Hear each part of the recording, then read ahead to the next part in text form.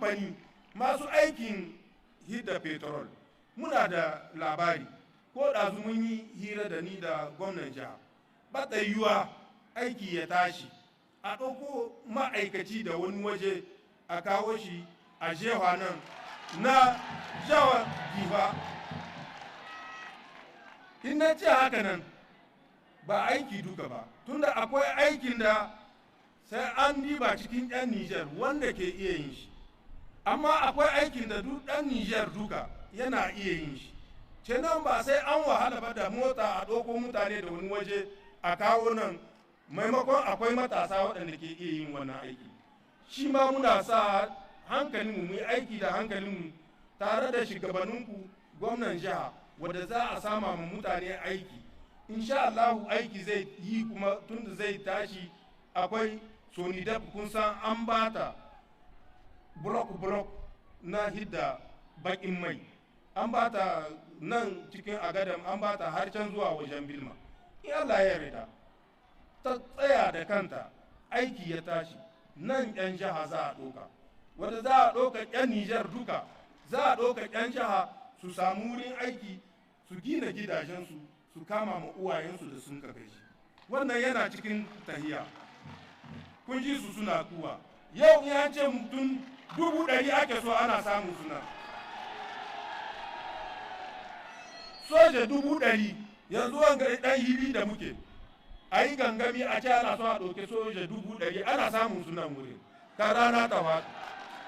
Kenan mu yi umarni da wannan arziki da Allah ya bamu. Muna da sabin tashi su kare ƙasarsu, mu kama musu, mu duka 'yan ƙasa mu kare ƙasarmu. To amma ba nan gizo ke saƙa ba, in ji shugaban ƙasa shugaban jamhuriya babban janar Abdurrahman Chani. Ya ce matasanmu ya kamata su san ciwon kansu, su guji shaye-shaye, duk da wani albishir da ya musu na aiki da za a iya samu a nan gaba. To idan ya zamanto suna shaye-shaye, ya za su kasance manyan gobe waɗanda Nijar ke jira.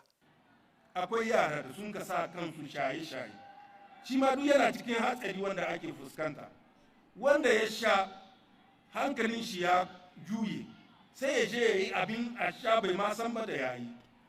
Kenan mu yi gargaɗi tun cikin gidaje, samarinmu sabon tashinmu su yi nisa da shaye-shaye. Shaye-shaye bai gina ƙasa.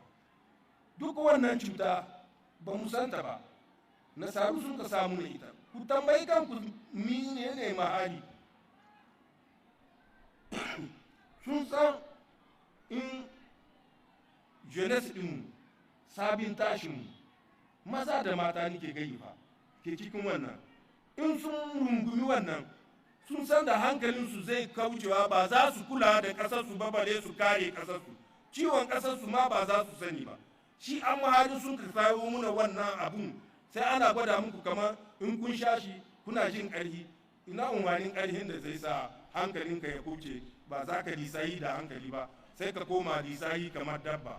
Wannan ba alheri ba ne, mu yi nisa da shi. Yana cikin matsalar tsaro da ake samu.